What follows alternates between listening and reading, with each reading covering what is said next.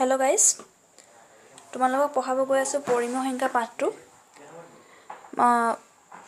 আশা কৰিছো মই তোমালোকক ভালকৈ বুজাম আৰু তোমালোকেও ভালকৈ বুজি পাবা। পৰিমেয় সংখ্যা পোৱাৰ আগতে আমি আৰু কি সংখ্যা পাইছিলো? স্বাভাৱিক সংখ্যা পাইছিলো। স্বাভাৱিক সংখ্যা 1 ৰ পৰা লৈ যিমানখিনি সংখ্যা আছে আৰু পূৰ্ণ সংখ্যা 0 ৰ পৰা লৈ যিমানখিনি সংখ্যা আছে আৰু অখণ্ড সংখ্যা কি হয়? পজিটিভৰ কিনিও নিগেটিভৰ কিনিও আৰু 0 সেই গোটেইখিনি অখণ্ড সংখ্যা বুলি কোৱা হয়। এতিয়া পৰিমেয় সংখ্যা কাক কয়? যিটো সংখ্যা আমি p/q আকৃতিত প্ৰকাশ কৰিব পাৰোঁ। এইটো p/q আকৃতি হয় য'ত q not equal to 0, qটো শূন্য হ'ব নোৱাৰিব। qটো হৰ হয়, যদি হৰটো শূন্য হয়, শূন্যই একো সংখ্যাক হৰণ কৰিব নোৱাৰি। শূন্যই কিবা সংখ্যাক যদি হৰণ কৰোঁ তেতিয়া আমি একো সংখ্যা নাপাওঁ। সেইকাৰণে হৰটো শূন্য হ'ব নোৱাৰে আৰু তেনেকুৱা সংখ্যাক পৰিমেয় সংখ্যা বুলি কোৱা হয়। এতিয়া উদাহৰণ চোৱা, 5/4, 5/4 p কোনটো? 4 আৰু q কোনটো? 5 হয়। এতিয়া 5/4টো এটা ভগ্নাংশও হয়, নহয় জানো? এইটো এটা ভগ্নাংশও হয়, পৰিমেয় সংখ্যাও হয়। যেনে উদাহৰণকেইটা মই লিখি থৈছোঁ, 9/11, 4টো তলত 1টো দি থৈছোঁ।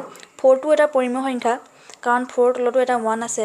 4, -6, -11, 10 যিমান আছে সেইবোৰ চব পৰিমেয় সংখ্যাই হয় কাৰণ তাৰ তলতো এটা 1 আছে। 1টো দেখুৱাই নিদিয়ে যদিও। আৰু কি লিখিছোঁ? -3/2, -3/2টো মাইনাছত আছে কাৰণে ঋণাত্মক পৰিমেয় সংখ্যা হ'ল। এতিয়া ধনাত্মক আৰু ঋণাত্মক পৰিমেয় সংখ্যা, যিবোৰ ধনাত্মকত থাকে সেইবোৰ ধনাত্মক, যিবোৰ ঋণাত্মকত থাকে সেইবোৰ ঋণাত্মক। বুজিলা? এতিয়া আমি পৰিমেয় সংখ্যাৰ বিধি পঢ়িম। প্ৰথমটো বিধি পাইছোঁ আবদ্ধতা বিধি, ক্ল'জাৰ প্ৰপাৰ্টি বুলি কোৱা হয়। এইটো মানে কি?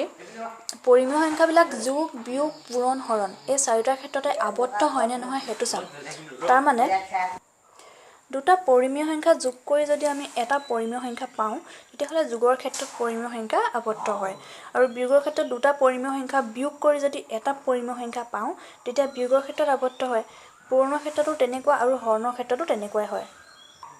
এতিয়া আমি উদাহৰণৰ সহায়ত চাওঁ। যোগৰ ক্ষেত্ৰত আমি কি যোগ কৰিছোঁ? 5/1 লগত 5/2 যোগ কৰিছোঁ। কি পাইছোঁ? 5/3 পাইছোঁ। 5/1ও পৰিমেয় সংখ্যা, 5/2ও পৰিমেয় সংখ্যা আৰু যোগ কৰি পোৱা যোগফলটোও পৰিমেয় সংখ্যা। এতিয়া যোগৰ ক্ষেত্ৰত তাৰ মানে আবদ্ধ হয়। বুজি পালা? বিয়োগৰ ক্ষেত্ৰত তেনেকৈ 5/1 পৰা 5/2 বিয়োগ কৰি 5/-1 পাইছোঁ। গতিকে বিয়োগৰ ক্ষেত্ৰতো পৰিমেয় সংখ্যা আবদ্ধ হয়। পূৰণৰ ক্ষেত্ৰত চোৱা, 2/1 লগত 4/5 পূৰণ কৰি পাইছোঁ 8/5। কেনেকৈ পাইছোঁ? এনেকুৱা ভগ্নাংশবিলাক পূৰণ কৰোঁতে তলে তলে আৰু ওপৰে ওপৰে পূৰণ হয়।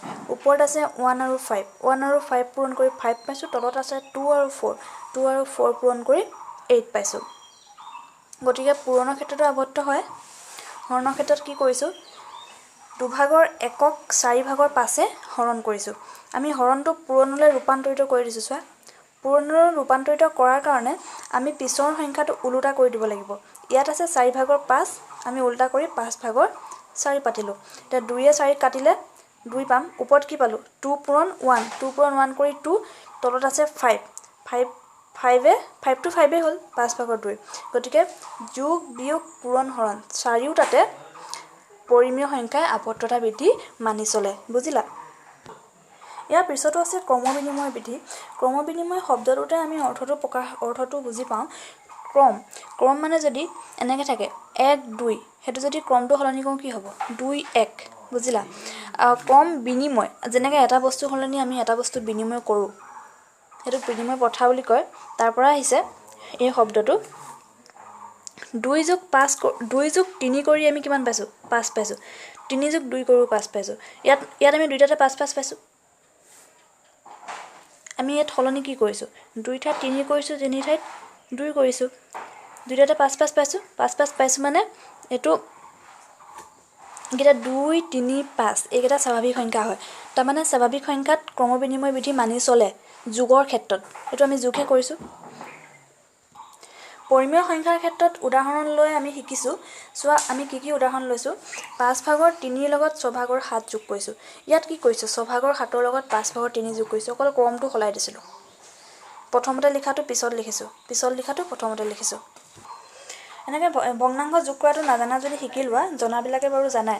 কেনেকৈ যোগ কৰিছোঁ? প্ৰথমতে আমি সৰল দুটাৰ লসাগু ল'ম। 5 আৰু 6 লসাগু লৈ 30 পালোঁ, তলত বহালোঁ। 5এ 30ক 6 বাৰ গ'ল, 6 পূৰণ 3 18 পালোঁ। এই যোগ চিনটো ইয়ালৈ আনিলোঁ 36ক 5 বাৰ গ'ল 5 পূৰণ 7 35 পালোঁ এইটো যোগ কৰি কিমান পালোঁ 53 পালোঁ 30 ভাগৰ 53 পালোঁ ঠিক তেনেদৰে এইটো কৰিলোঁ 30 ভাগৰ 53 পালোঁ দুইটাতে উত্তৰ একে একে পালোঁ না তেতিয়াহ'লে মানে কি ক্ৰমবিনিময় বিধি মানি চলে পৰিমেয় সংখ্যাই যোগৰ ক্ষেত্ৰত বুজিলা এতিয়া বিয়োগৰ ক্ষেত্ৰত চোৱা বিয়োগৰ ক্ষেত্ৰত এটা সৰু উদাহৰণ লৈছোঁ 7 ভাগৰ 3 পৰা 7 ভাগৰ বিয়োগ কৰিছোঁ আৰু এইটো 7 ভাগৰ 1 পৰা 7 ভাগৰ 3 বিয়োগ কৰিছোঁ বিয়োগ কৰি কি পালোঁ প্ৰথমটোত পালোঁ 7 ভাগৰ 2 দ্বিতীয়টোত পালোঁ -7 ভাগৰ 2 দুইটাতে বেলেগ বেলেগ পালোঁ গতিকে কি বিয়োগৰ ক্ষেত্ৰত পৰিমেয় সংখ্যাৰ ক্ৰমবিনিময় বিধি মানি নচলে বুজি পালা পূৰণৰ ক্ষেত্ৰতো একে পূৰণ কৰিলোঁ 3 ভাগৰ 2 লগত -7 ভাগৰ 5 পূৰণ কৰি 21 ভাগৰ -10 পালোঁ আকৌ 7 ভাগৰ পাছৰ আকৌ এইটো ক্ৰমটো উল্টা কৰি 7 ভাগৰ পাছৰ লগত 3 ভাগৰ 2 পূৰণ কৰি 21 ভাগৰ -10 পালোঁ একে একে পালোঁ কাৰণে পূৰণৰ ক্ষেত্ৰত মানি চলে বুজিলা হৰণৰ ক্ষেত্ৰত একে একে পালোঁ নে ইমান দীঘলীয়া কৰি নাথাকোঁ হৰণৰ ক্ষেত্ৰত কি পালোঁ 2 ভাগৰ 3 পালোঁ আৰু 3 ভাগৰ 2 পালোঁ একে পালোঁ নে নাপালোঁ গতিকে হৰণৰ ক্ষেত্ৰত মানি নচলে বুলি আমি ক'ম ইয়াৰ পিছৰ প্ৰপাৰ্টিটো সহযোগ বিধি এছ'চিয়েটিভ প্ৰপাৰ্টি বুলি কোৱা হয় সহযোগ বিধিটো এনেকুৱা মানে ধৰি লোৱা এটা উদাহৰণ স্বাভাৱিক সংখ্যাৰ ক্ষেত্ৰত আমি চাম 2 যোগ 3 যোগ 5 ইয়াত যদি আমি ব্ৰেকেট দি দিওঁ তেতিয়া আমি ব্ৰেকেট দিলে কেনেকৈ কৰিম প্ৰথমতে ব্ৰেকেটৰটো আগত কৰিম 2 যোগ 3 কিমান 5 যোগ 5 কিমান 10 পালোঁ হ'ল এবাৰ আকৌ একেটাকে কৰিম কিন্তু ব্ৰেকেটটো বেলেগত দিম 2 যোগ 3 যোগ 5 ব্ৰেকেটটো ইয়াত দিলোঁ আমি যিহেতু জানো ব্ৰেকেটৰটো আগত কৰিব লাগে 3 যোগ 5 কৰি প্ৰথমতে 2 যোগ কৰি লওঁ 2 যোগ 3 যোগ 5 কৰিলে 8 পালোঁ 2 যোগ 8 10 পালোঁ দুইটাতে উত্তৰ একে পালোঁ নাই এইটো আমি স্বাভাৱিক সংখ্যাৰ ক্ষেত্ৰত চালোঁ দুইটাতে উত্তৰ একে পালোঁ এতিয়া আমি পৰিমেয় সংখ্যাৰ ক্ষেত্ৰত চাম যোগৰটো চোৱা আমি দুটা পৰিমেয় সংখ্যা লৈছোঁ তিনিটা পৰিমেয় সংখ্যা লৈছোঁ 4 ভাগৰ 3 যোগ -3 ভাগৰ 2 যোগ 6 ভাগৰ 5 আৰু এইটো একে লৈছোঁ 4 ভাগৰ 3 যোগ ইয়াত মাত্ৰ ব্ৰেকেটটো পিছৰ দুটাত দিছোঁ ইয়াত ব্ৰেকেটটো প্ৰথম দুটাত দিছোঁ প্ৰথম ব্ৰেকেটটো আমি ব্ৰেকেটৰ কামটো আগত কৰিম 4 আৰু 3 লসাগু 12 ল'লোঁ 4 12ক 3 বাৰ গ'ল 3 3 গুণ 9 হ'ল 3 12ক 4 বাৰ গ'ল 4 পূৰণ -2 -8 বুজিলা যোগ 6 ভাগৰ 5 এইটো একে পাতি দিলোঁ ইয়াৰ পিছৰখন কি হ'ব প্লাছে মাইনাছে মাইনাছ 9 পৰা 8 গ'লে 1 তলত 12 যোগ চিনটো ইয়ালৈ আহিলে আৰু 6 ভাগৰ 5 এইটো একে আছে এইটো আকৌ একেদৰে 6 আৰু 12 লসাগুলৈ 12 পালোঁ একেদৰে কৰাৰ পিছত 12 ভাগৰ 11 পালোঁ আকৌ এইটো চোৱা আকৌ এইটো আমি একে স্লেটত কৰিলোঁ একে স্লেটত কৰি 12 ভাগৰ দেখা নাই নেকি একে স্লেটত কৰিও 12 ভাগৰ 11 পালোঁ মানে দুইটাতে উত্তৰ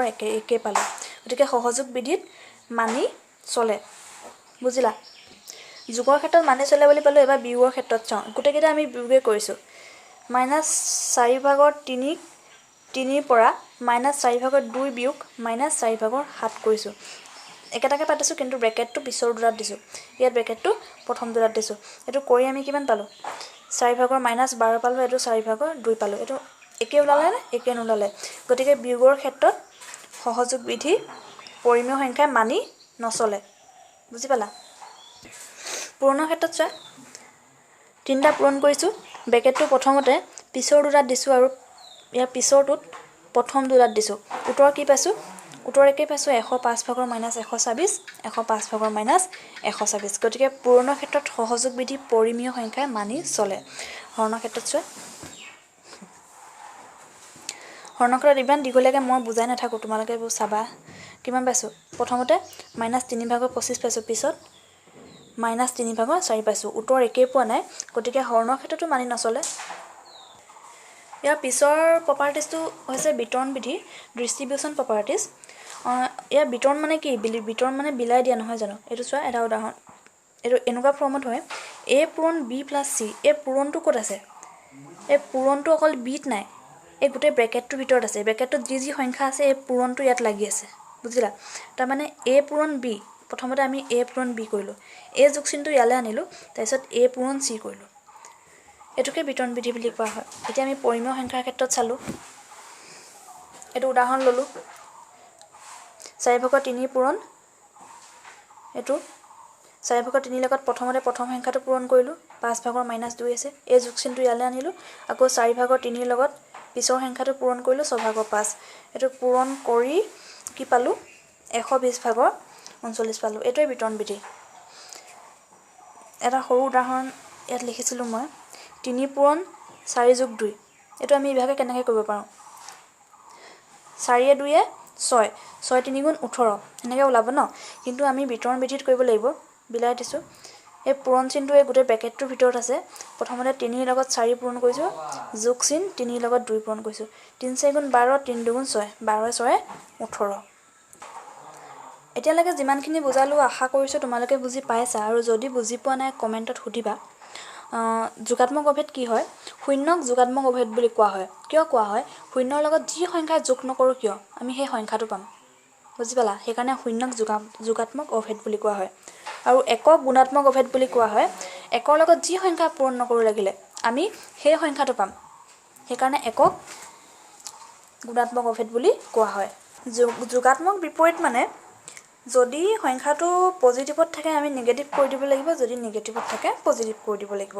5ৰ যোগাত্মক বিপৰীত -5 যদি সুধিলেহেঁতেন -5ৰ যোগাত্মক বিপৰীত কি তেতিয়া +5 -15 ভাগৰ 11 যোগাত্মক বিপৰীত 15 ভাগৰ 11 মনতে কথা সিমানে যোগ থাকিলে বিয়োগ কৰি দিবা বিয়োগ থাকিলে যোগ কৰি দিবা এবাৰ গুণাত্মক বিপৰীত চোৱা গুণাত্মক বিপৰীতটো তেনেকুৱাই হৰটো লব কৰি দিবা লবটো হৰ কৰি দিবা 7ৰ গুণাত্মক বিপৰীত কি 7 ভাগৰ 1 কেলে হ'ল 7ৰ লগত 1টো আছে নাই 1টো হৰ আছিলে এতিয়া 1টো লব কৰিলোঁ 7টো লব আছিলে 7টো হৰ কৰিলোঁ এইটো ফৰ্মত হয় a বাই b গুণাত্মক বিপৰীত b বাই a হয় নতুন এটা টপিক পঢ়িব গৈ আছোঁ সংখ্যা ৰেখাত পৰিমেয় সংখ্যা কেনেকৈ উপস্থাপন কৰে আমি সংখ্যা ৰেখা কেনেকৈ আঁকো